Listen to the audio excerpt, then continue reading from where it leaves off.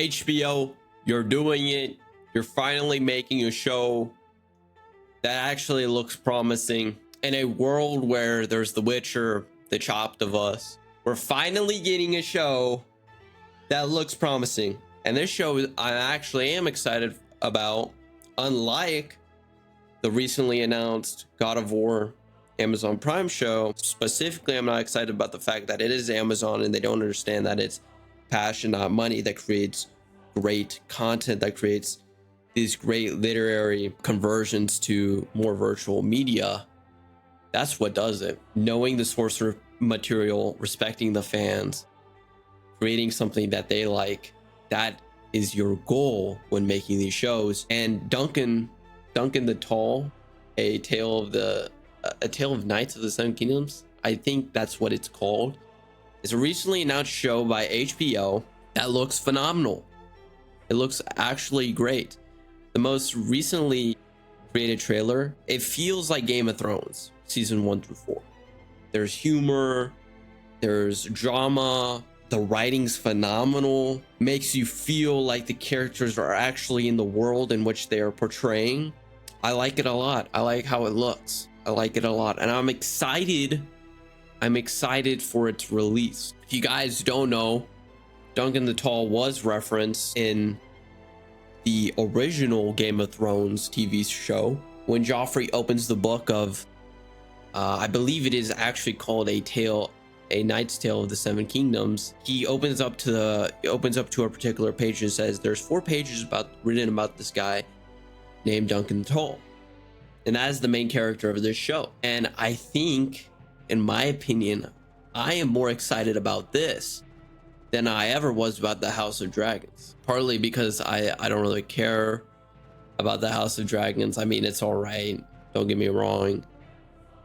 I wasn't a big fan of the House of Dragon books or his prequel series. I don't know why the fat bastard can't finish his actual book series, but I mean, I digress. And obviously season 7 and 8 of Game of Thrones were not good seasons. So this is the first bit of content that I've been excited about coming out from this series, from this world, and I'm excited. I'm hyped for it.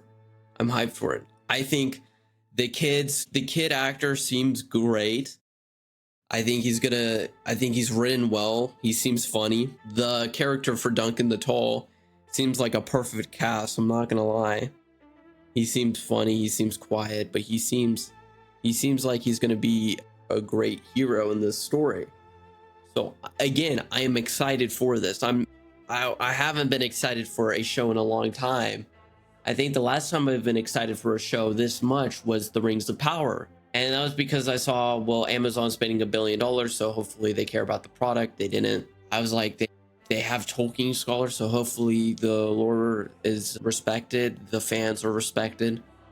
We weren't respected at all from that adaptation. And I think that is quite sad. I will be saying that. And I think that they could have done a lot better of a job with that show and the entirety of it. The Witcher season 1 was pretty good, and then just fell off the earth on the 2nd, 3rd, and the 4th season is going to be bad. I already know. I don't need anybody else's opinion to understand that. And obviously, Henry Cavill left a fan of the series, an actor who respects the fan, who respects the lore, who respected the original Polish mythological series. It's not that in the Netflix show. They would rather tell their own story and not respect the fans or the series. That's the simple fact of the matter. And getting back to The Rings of Power, I was excited about it, particularly because I was a fan of the series before, and I was like, the Lord of the Rings, the Hobbit movies were, for the most part, good. The Lord of the Rings movies being what I like to call the best trilogy in cinematic history, and arguably, at least. And The Hobbit was a good cinematic trilogy. I wasn't the biggest fan of it, especially the last movie, but I mean, they were good movies, at least.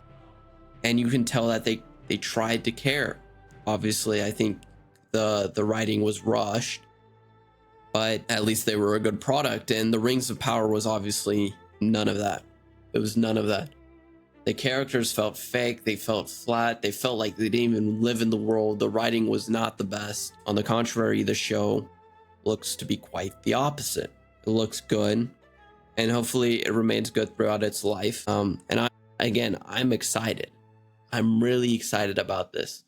If you haven't watched the trailer, it might be playing in the background of the video, but it's a great show.